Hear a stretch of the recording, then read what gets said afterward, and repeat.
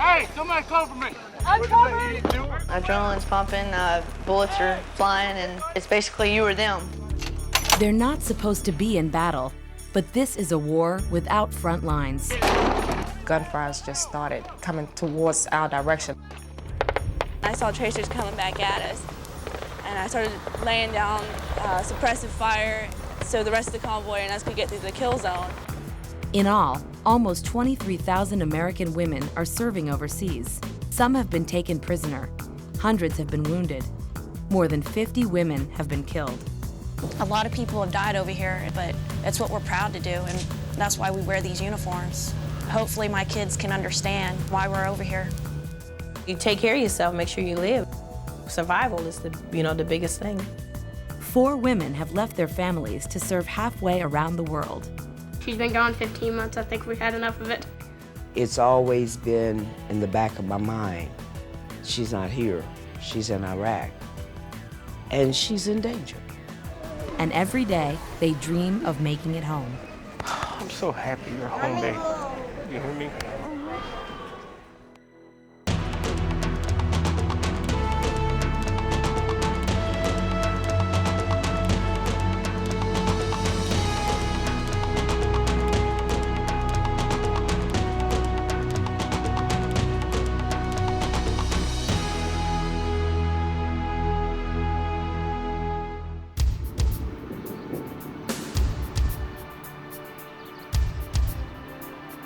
We soldiers don't carry guns, we carry M16, M4. This is actually an M4, it's not an M16. It's a shorter version of the M16, which is called the M4. And it's actually a rifle, so we don't carry guns, we carry big rifles. Right now, we don't have a confirmation on SP time. My name is Staff Sergeant Freeman Ard. My job here in Talil, Iraq is convoy commander for gun truck escorts. Most of the time I go to the gym in the evening. I go to the gym, I work out, relieve a little stress on the punching bag and a speed bag. You figure, everybody has a destiny. And I just say, if this is my time, however this chapter is set to end, then that's how it will go. I consider myself on the front line at times. As a convoy commander, you're responsible for the entire mission. I am the one that's in charge of these soldiers, and I look at it as though their lives are in my hand. Whatever decision is made out there on the road is up to me. When you're heading up to Baghdad or anything further than a certain point in Iraq, you have to be on the road at night. And so that makes it even more dangerous because you can't see. You hear shots being fired, but you don't know where it's coming from. We had an incident where an IED had went off in front of us and hit the convoy ahead of us. And we received small arms fire. And that was the scariest because it was at night and you can see the rounds just flying, going over your head, hitting the vehicles, just clink, clink, the ricocheting. Rolanda's company provides security for convoys traveling through Iraq. One of the officers in charge is Adrian Etheridge Wooten. I'm second in the chain of command up under the commander. My name is Lieutenant Adrian Etheridge Wooten. I am 40 years old. I am the executive officer for the 414 Transportation Company here in Iraq. Pretty much the safety, health, and welfare of the soldiers, that is my responsibility. And tell everybody to make sure they got all their dog tags and IDs. Being a mom and being a leader is a lot of How are we gonna go without our equipment? Being a mother helped me to pay attention to the soldiers, to their needs, or pay attention to their behavior. Most of the time, Adrian's duties keep her on base. But sometimes she helps with the security convoys. The actual first time I was out, I was kind of a little scared because you hear about things, I write the reports up, so I know a lot of things what they encounter on the road. It was a little scary, but after that, it's like, okay, you gotta do what you gotta do. Once we go outside the wire, you're pretty much out there on the front line. You're out there exposed to the danger of Iraq. When vehicles are coming up on the convoy very fast, you don't know what their intent is. just the possibility of being hit by someone out there is kind of scary. Even staying on base can be dangerous. The first time I actually heard missiles coming in and hitting where we were at, I just sat there and was like, oh my Lord, I just started praying. You want to cry, you want to pray, you don't know what to do. This is not a conventional situation. There really is no safe place there. Kevin Swearingen's wife is serving for a year in Iraq. I worry about her every second. In the back of my mind, with all the other thoughts that are going on, I'm thinking about where she's at. My name is Staff Sergeant Angela Swearingen. I'm 35 years old. I'm with Task Force Medical 344, and I'm a pharmacy technician. You go do your job, only you're putting your gear on and carrying your weapon with you. This is our body armor that's issued to us. I have to wear it every day walking up or even riding up to the hospital. You need to have this close by you at any time during the day, even if you don't physically have it on at work, in case of an alert or an attack. She's going to where you see on the news every day bombs going off and having to be in a convoy and having to do things that, my wife doesn't do those things. She gets dressed up for church on Sunday and she cooks dinner with us and we have cookouts. Basically, I'm a stay-at-home mom. I have 4 little ones, so this was a big step going from mom being home all the time to being gone completely. Angela is a member of the Army Reserve. I was still in high school when I enlisted. The college money was good, that was a plus, but it was mainly to be a little more assertive, have a little more self-confidence. She was called up to active duty in March 2005. Anything I've encountered here hasn't been that difficult. What really got to me was the separation.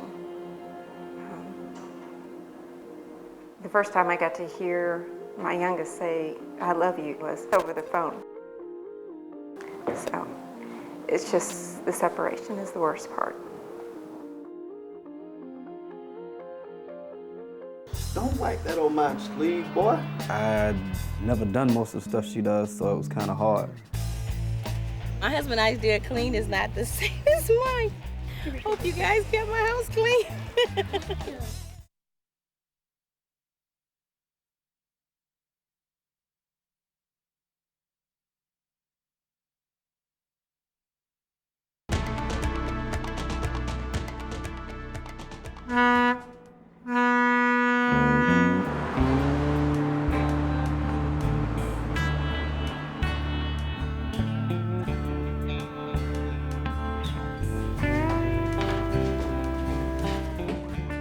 My husband is Kevin, and we'll be married 14 years the end of this month.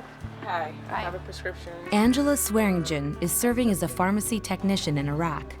She was called up to active duty in March 2005. My husband has gone from us being a team, trying to raise 4 children, to being a single parent. You ready to get up? Some of the hardest things to deal with has been the morning routine, getting ready for school. Really, it's horrible, to be honest with you. Hey, you have a belt on yet? 6:30, the kids get up. Help me. They're good now. At the beginning they weren't, but they take care of themselves and get dressed for me. Did y'all get woke up by the thunder this morning? Nope. I have Hannah, who's 7, who will be 8 on May 18th. And then I have Aiden, who is 6. Why is this being stubborn today? What, the curling iron? Your hair. Oh. I have Lauren, who's 10. I have Colin, who is 2. He will be 3 on June 30th. Lauren, his sandals are on the stairs. Will you go get them for me?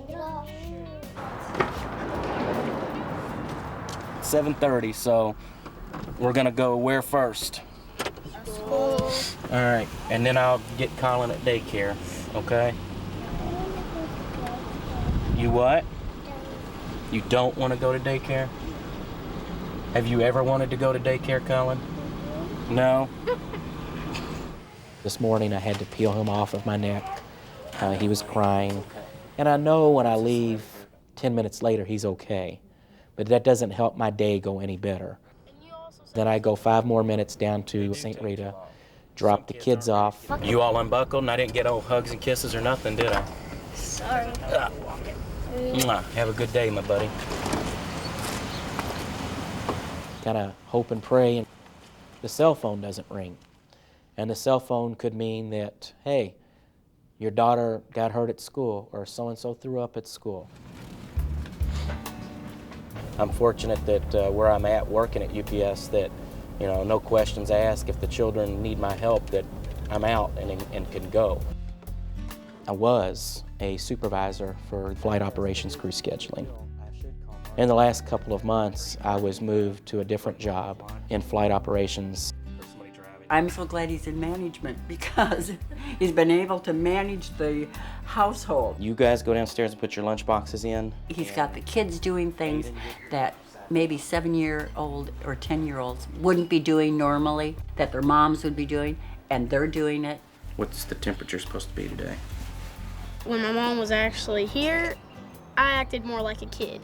57 degrees in life. Well, tell me what it's supposed to get up to, 57? I got to do my homework, I got to play a lot more. Did you get his sandals off the steps, Lauren? It's a good thing my dad's not here right now because I think he's a little bit stricter than my mom. Lauren! She's a little bit nicer at it, and then my dad yells a lot. Lauren! Yeah, that's not funny now. Come on, you don't want to be late. I know that. He's ready for me to come home and help out again. You okay? All right, let's go.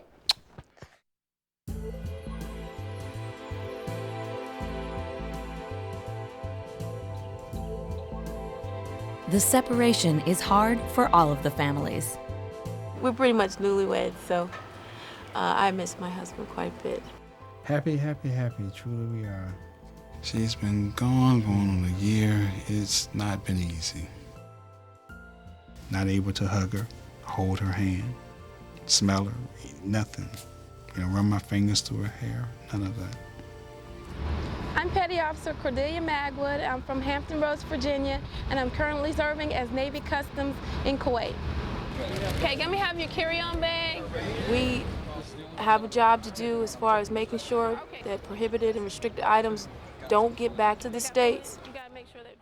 So I just got married a year before I came over here, so I really miss my husband. I met Cordelia in 1977 at Plaza Junior High. I saw her one day and spoke, she smiled. And about 2 to 3 weeks later, I asked her name, she told me and gave me another smile, and that was about it at that time. He says that he had a quiet love affair with me when I was in middle school, but I didn't know who he was. It took about 25 years or so. I moved to Florida, moved back here, and when I did, I was sick and went to the hospital. She was my nurse. But I said, what's your name? She told me. And I said, I remember you. I said, you went to Plaza Junior High. He was pretty persistent, very persistent about wanting a relationship with me.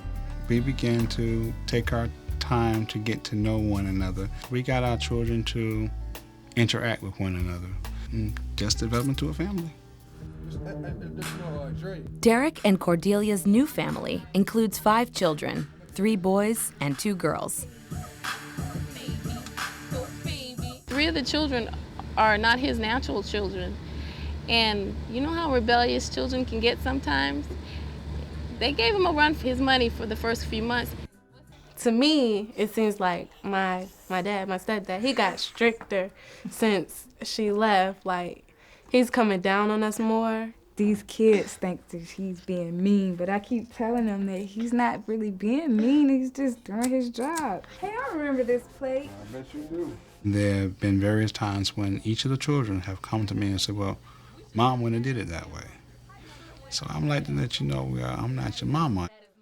I asked her one day, she was having a day, I'll say. And I said, I had to deal with each one of your children while you've been gone. I said, want to trade places? She said, dear, I love you. I got to go. So.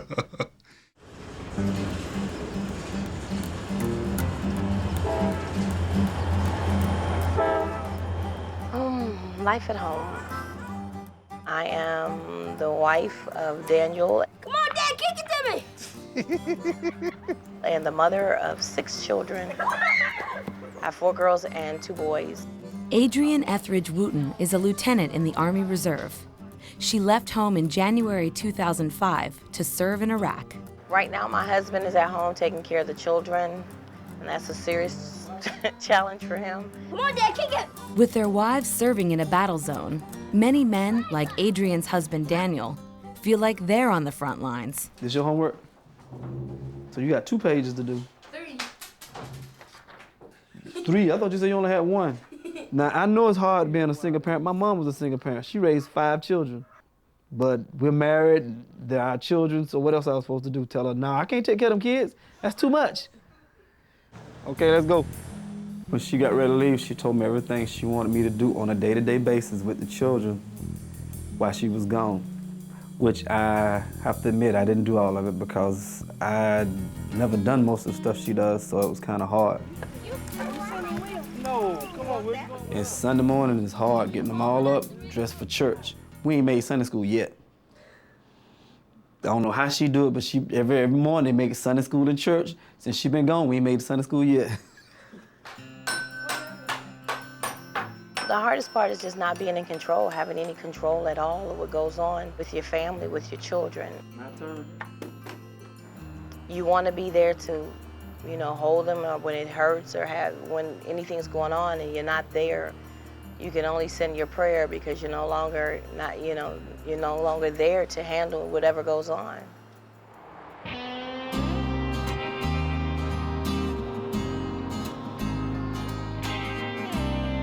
Some of the women worry less than others about life at home.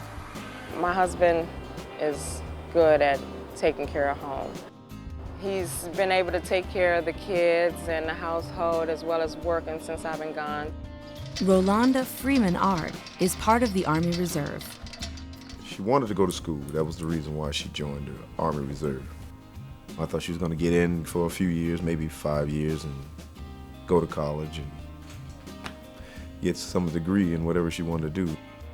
The Army became a career for her. Rolanda was called up in February 2005. It was hard in the beginning because we didn't have that communication there. I mean, you had to wait an hour before you could, get on the phone. After the 3rd month, they installed internet in the rooms. I log on to Yahoo and they have what they call PC to PC talk. And so I get to talk to my kids, have a webcam so I get to see them, they get to see me. And I talk to them just about every day. Half the time we keep the computer on so she can buzz in and we'll hear the loud noise and somebody will jump out the bed and start talking. No matter what it was, if it was just high and by, it helped me sleep at night.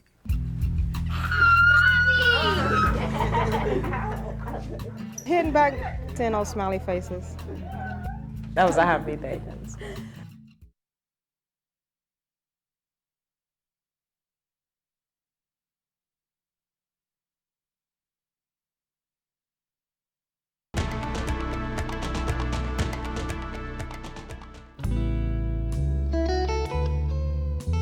She left Waycross January of 2005, and she left the States April of 2005. So she's been over there a year, but she's been away from us for 15 months. Adrienne Etheridge Wooten is executive officer for a convoy security unit in Iraq. Her tour of duty will soon be over. The thing I'm most afraid of is feeling out of place. I've been gone for a year. Children are usually dependent upon me, and now it's no longer mommy, it's dependent upon daddy. So just getting back into place and dealing with the anger, because I know I have a little rage, and I know my family does. I know it's been hard on all of them, because I've had problems from time to time with each one of them dealing with her being gone. Most of the children just became real clingy, missing their mom. You could tell there was changes in their attitudes and their behaviors.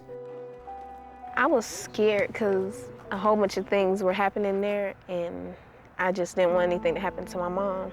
Let's go. My younger children, they really don't understand why I'm gone.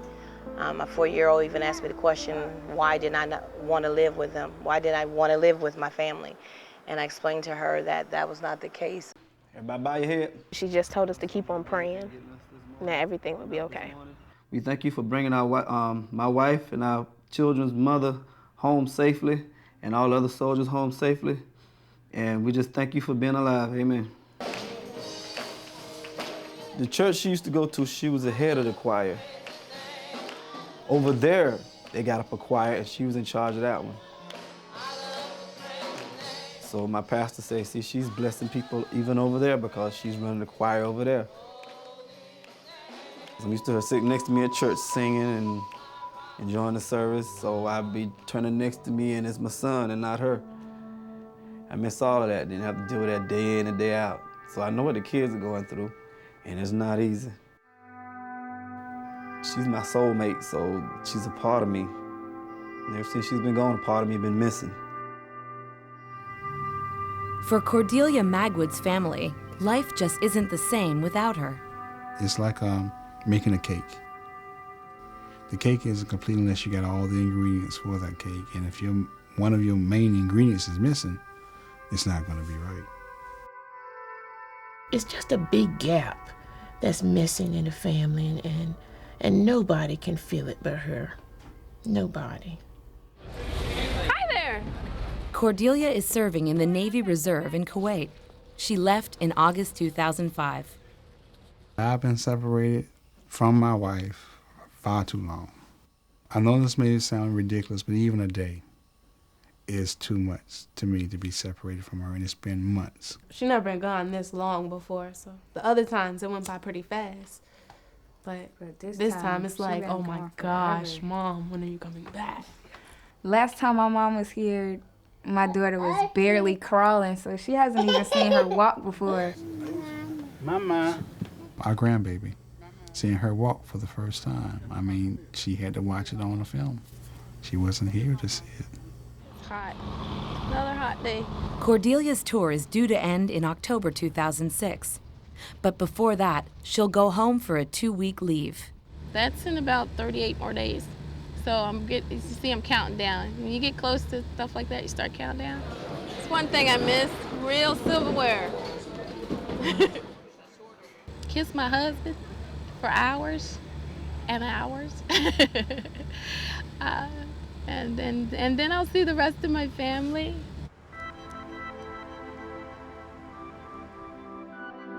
As the women dream of homecomings, their husbands worry about their safety. That was the scary part about it, her not coming home. She's in the transportation, so there may a bomb blowing up, her driving that truck, my wife dying. Rolanda Freeman Ard is a security convoy commander in Iraq.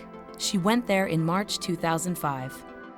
I would say the first 3 months kind of messed with me mentally. There were times that I did take a drink to try to keep it down, but that turned out not to be the answer.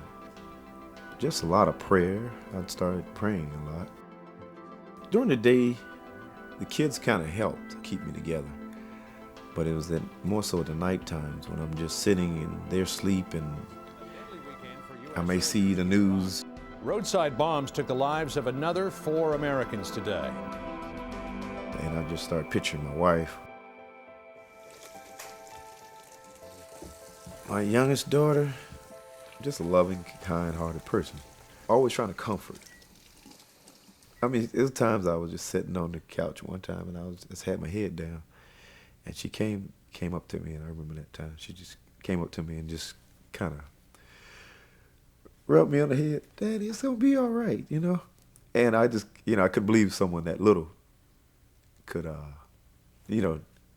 take away the hurt that I was feeling.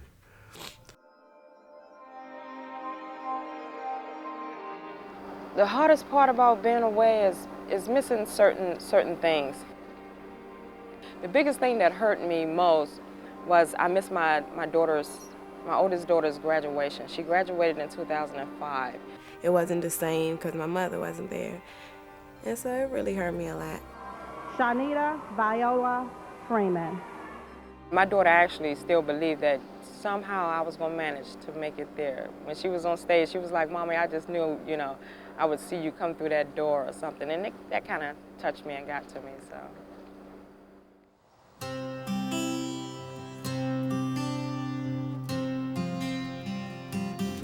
Here, I got a surprise for you. Hi. What's that say? Oh yeah, I remember Mom They're sent from us Mommy. letters. She told us about it. It was hard to call home in the beginning.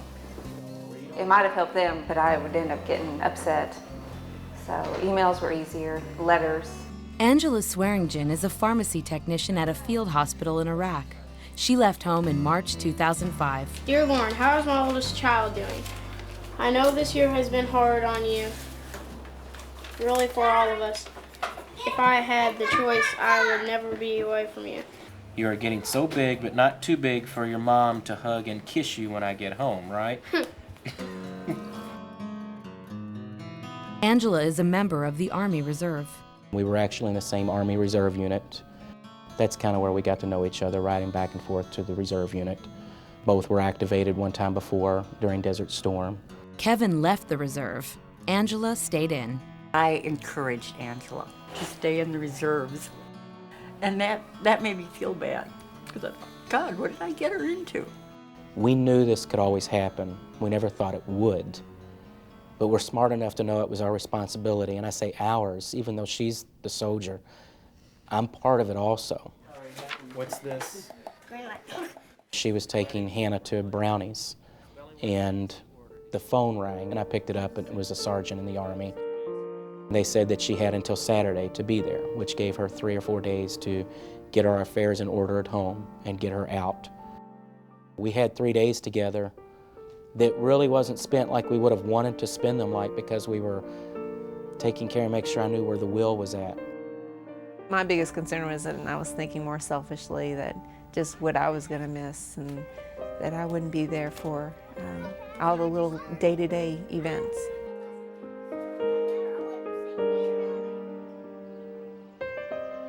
The saying that absence makes the heart grow fonder.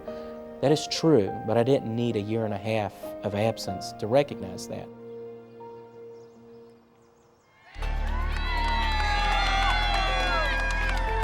For Rolanda Freemanard's family, that absence is coming to an end. She's on her way home after a year in Iraq. The first thing when I get home, hug all my kids, hug them and kiss them. That would be the first thing.